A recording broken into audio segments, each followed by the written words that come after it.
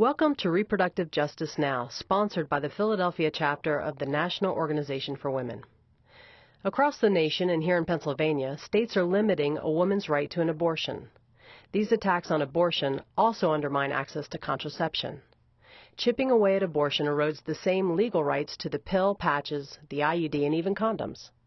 I'm Karen Hunt, and I spoke with historian Heather Monroe Prescott, author of The Morning After, The History of Emergency Contraception in the United States.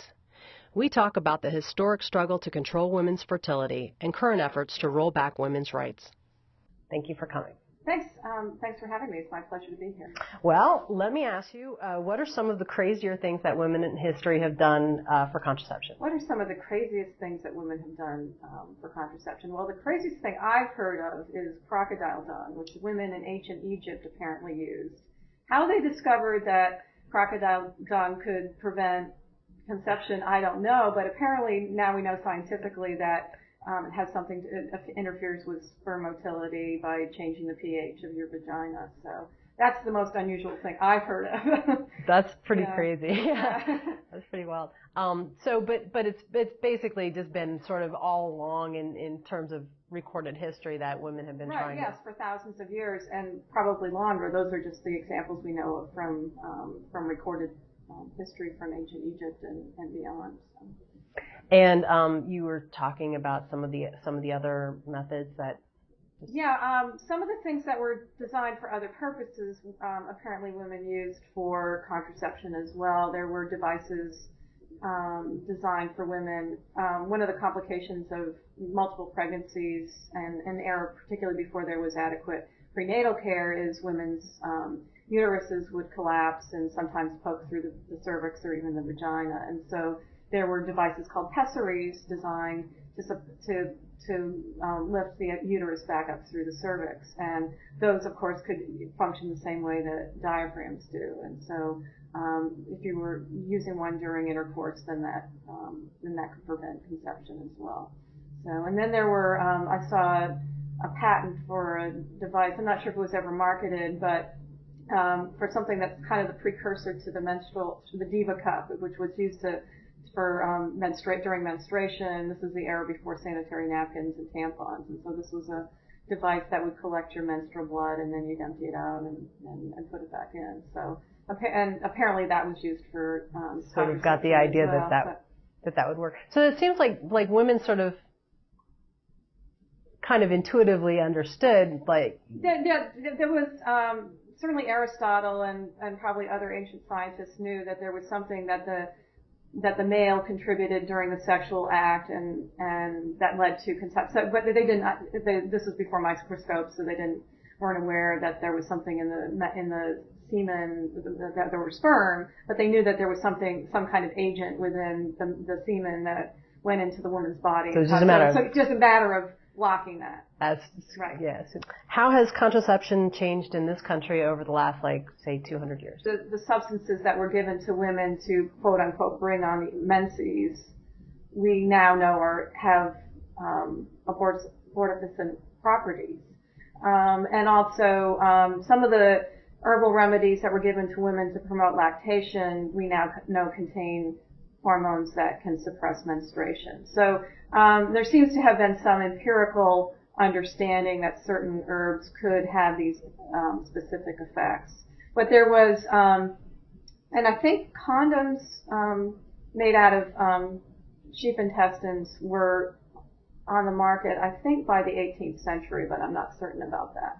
Not widely available, and of course you had to know where to get them and things like that. So, and it looks like that people in early America understood the effect of lactation on preventing pregnancy as well, and that's something that's pretty well established, and as I understand it, used pretty reliably in the developing world as one way to at least reduce.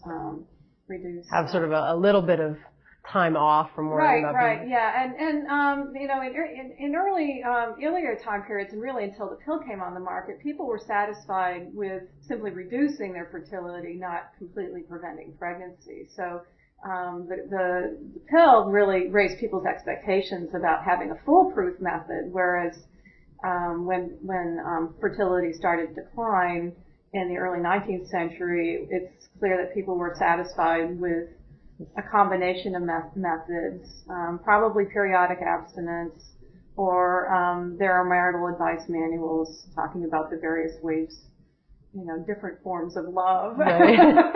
So, in euphemistic ways, but people were probably engaging in sexual activities that were not intercourse, and knew that that could prevent pregnancy as well. Okay, makes sense. Right. Well, when was the pill introduced, and what was the reaction? How easy or hard was it to get? Well, the pill was approved by the Food and Drug Administration in the United States in 1960, so it just turned 50. And the reaction was kind of all over the place. There was fears that women would become so sexually free within marriage that they would exhaust their husbands. But the pill really appeared on the market and this is kind of was especially the philosophy of John Rock, who was the physician who helped test the pill, was that the pill was supposed to free married women from repeated pregnancies, to allow them to space their children, to perhaps finish their educations. So it wasn't really intended initially, or at least consciously marketed as something that would liberate single women from having to worry about conception, although that's something that developed later. And in fact, early, when the pill first appeared on the market, several states, including Connecticut, outlawed the sale and distribution of contraceptives entirely. In 1965, there was the Griswold versus Connecticut decision that finally overturned most of those laws, at least in terms of married women, by saying that laws prohibiting contraception interfered with the rights of marital privacy.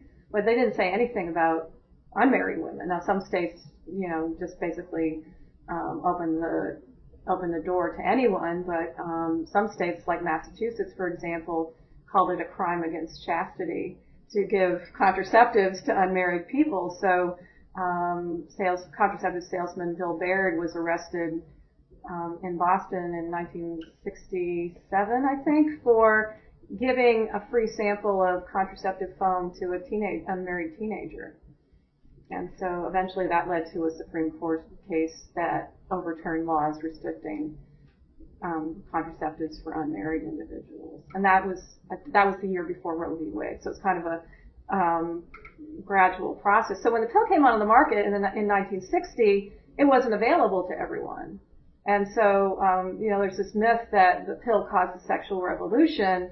And there's two problems with that. One, first of all, that not everybody could get it, and particularly single women who are kind of seen as the ones who caused the sexual revolution. Right. But also the Alfred Kinsey's report on sexual behavior of the human female, which came out in 1953, indicated that sexual practices were changing long before the pill came on the market.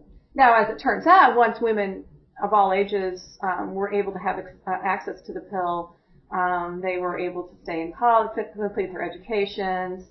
Married women could have jobs and careers and things like that. So eventually the pill did contribute to a lot of the changes that we see in the late 1960s and early 1970s for women. But it wasn't as revolutionary as people might think, just simply because of the limitations on legal access. And then also, of course, this is an era before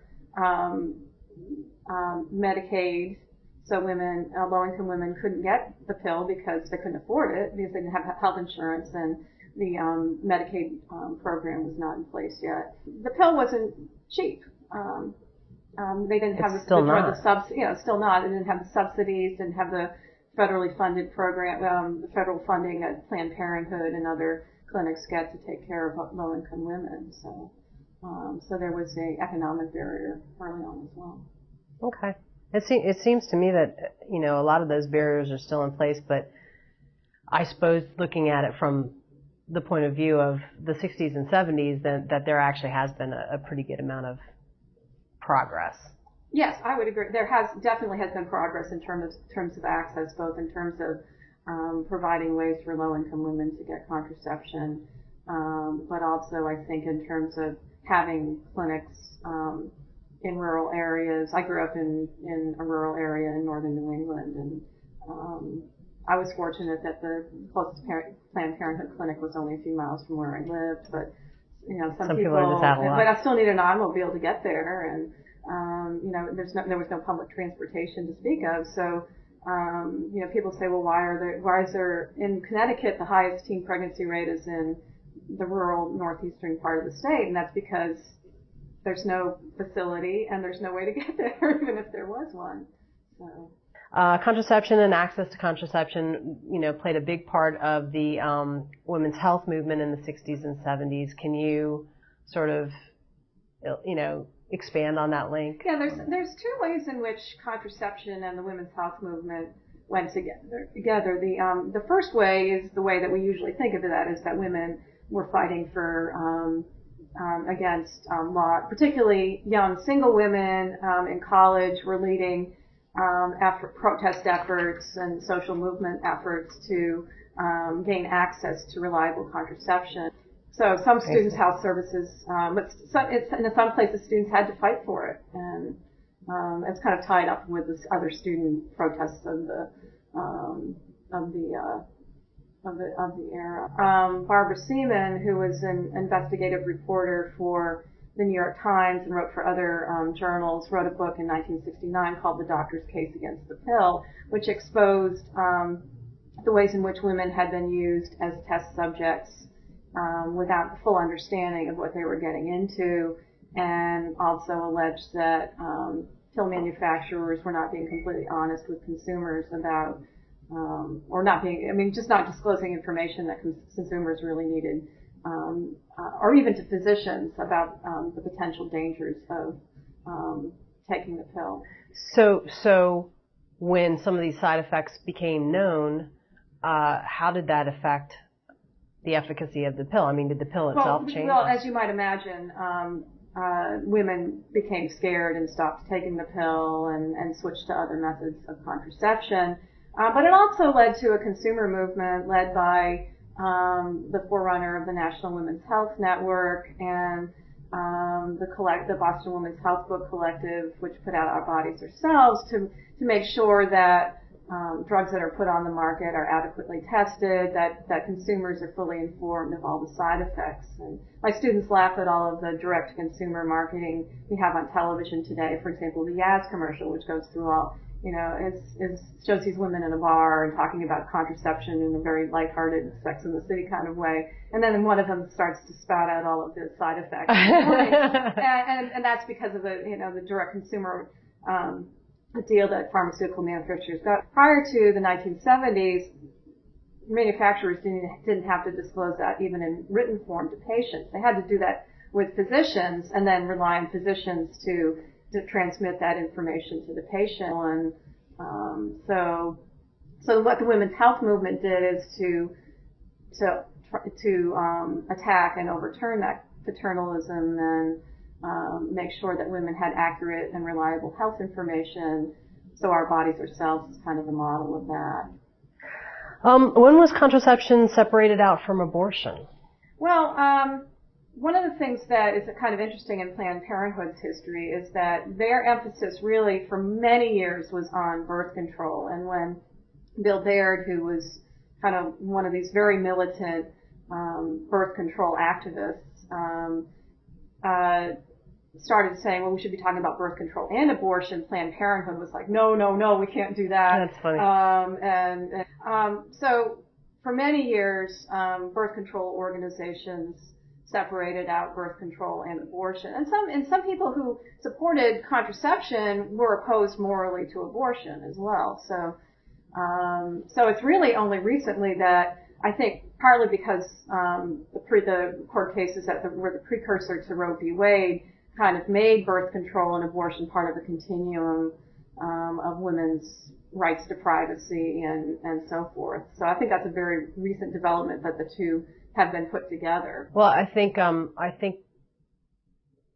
very often that people would rather they be separate. So. Politically, it's so. easier. Well, there's surveys that show that that Catholic women are Catholic and evangelical Protestant women use contraception, including the pill, as much, if not more, than women who have more liberal faith traditions or no faith traditions. So, I saw that. Yeah. Whereas if you called the same people about abortion, the picture would be much different. So I think making people, particularly young women, understand that the attacks on abortion are undercutting the same legal principles that were used to establish women's rights to contraception is important, because what conservative groups are doing is just kind of, well, first we're going to chip away at abortion, and then we'll start chipping away at contraception, and pretty soon, I don't think we'll ever go back to the pre-Griswold v. Connecticut days. Even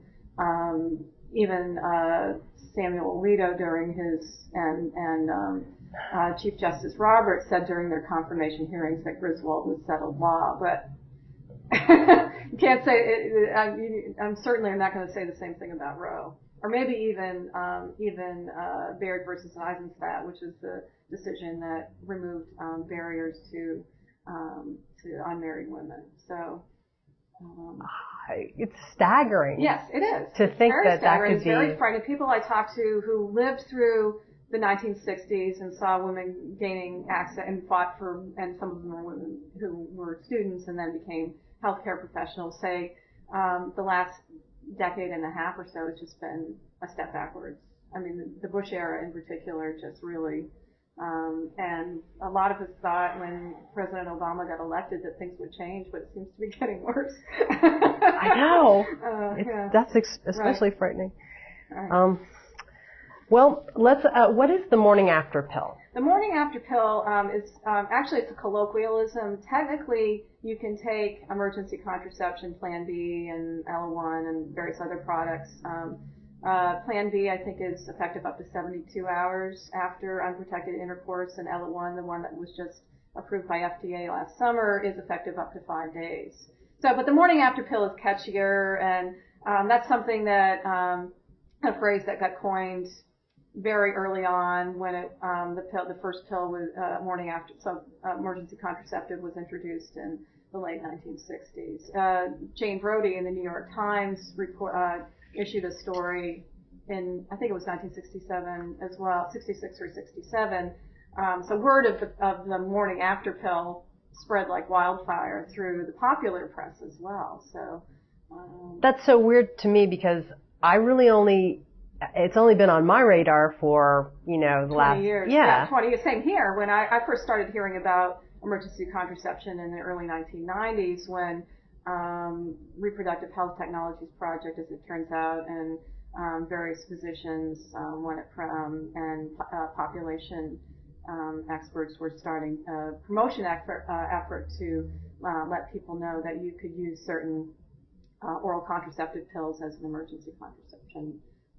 Well, why was it so hard to get FDA approval? Well, this is a very long story, and I spend a couple of chapters in my book teasing this story. But basically, if you give a very high dose of estrogen, what Pincus and other scientists discovered, if you give a very high dose of estrogen to women after unprotected intercourse, it speeds the transport of the egg through the fallopian tubes, the uterus, and so the egg is, if a woman has ovulated, the egg will be expelled before it's fertilized. And so if the dosage of DES, diethylstilbestrol, that was given as an emergency contraceptive was enormous, whereas the dose that was given to prevent miscarriage was much lower and over a continual period of time. Anyways, it was discovered in the early 1970s that the daughters of women who had taken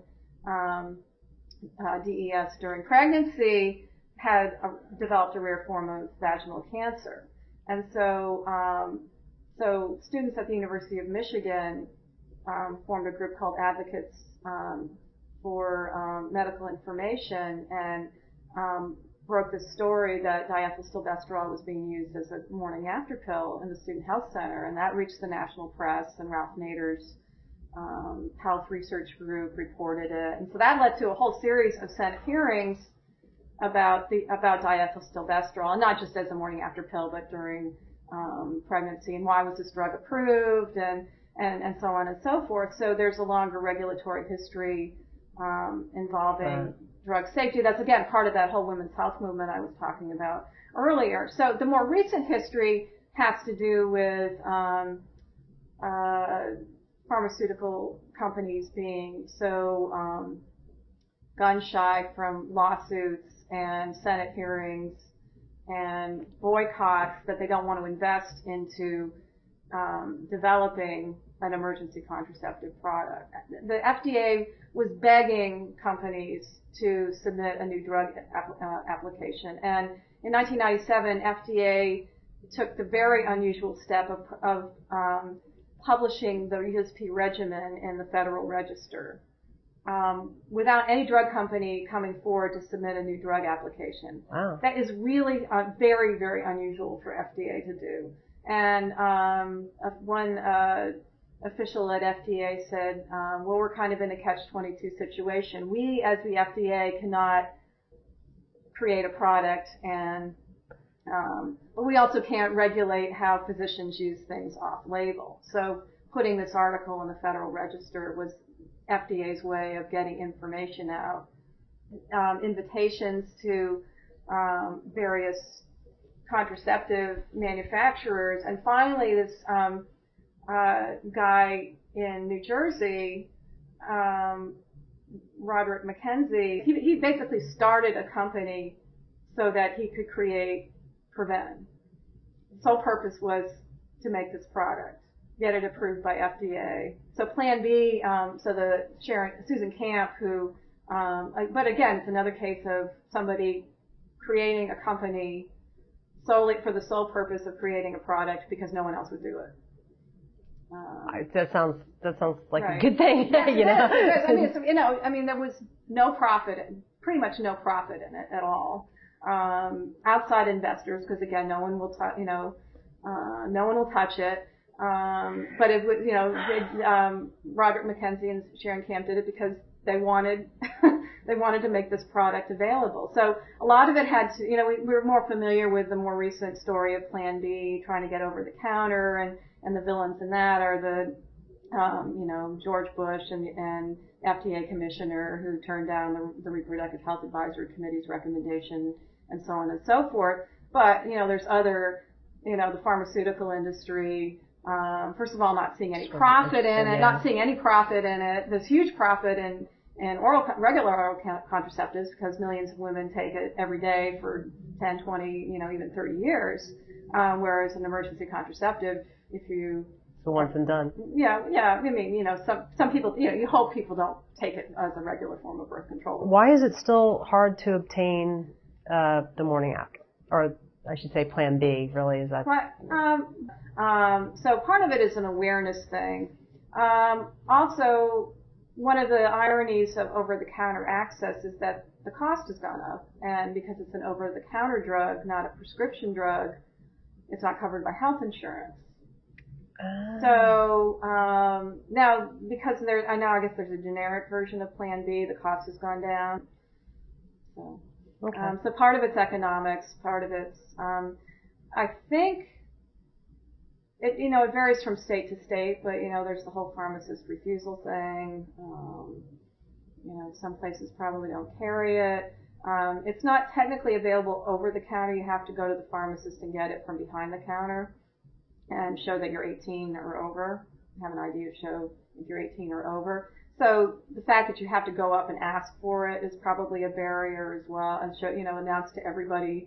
Although why that is any different than grabbing it off the shelf and going to the counter, I don't know. But well, I think one definitely having to ask for it and then having it be a possibility that you'll be refused. Right. Is a barrier. Right. Definitely a barrier. But the articles that I've read is that the expectation that making Plan B available over the counter would reduce unintended pregnancies. It turns out that hasn't been the case. Really? Population experts are kind of trying to figure that out. And I'm surprised too.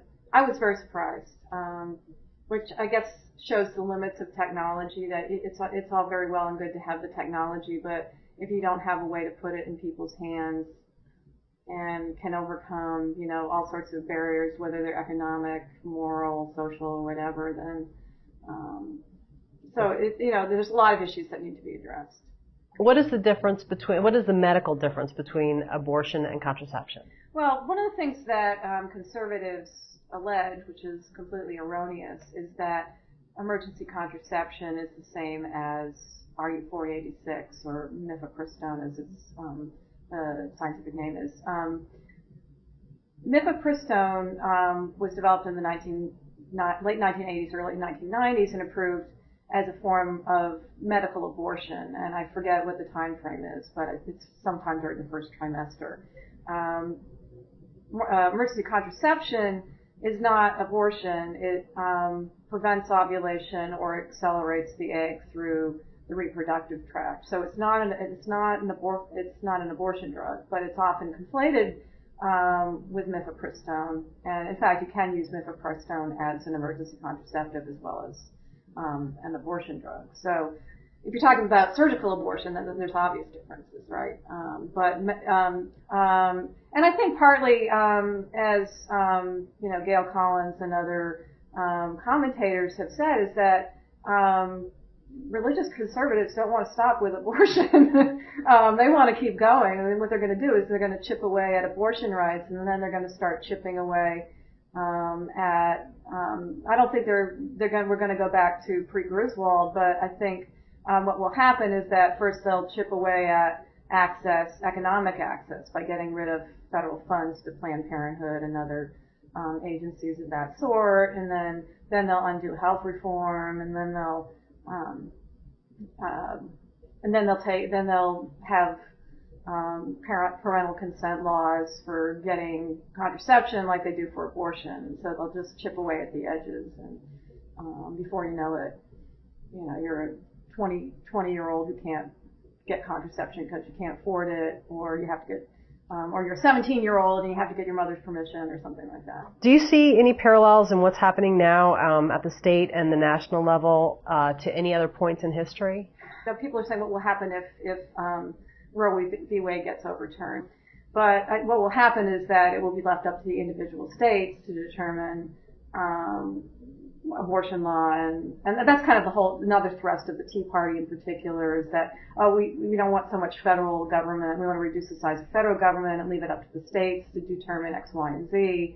So a state like Connecticut, you'll probably have decent access, but Mississippi, South Dakota, places that are already passing laws that they know are going to be are going to be challenged on their constitutionality and previous court decisions, and to see if the U.S. Supreme Court will actually do it and go and reverse Roe v. Wade.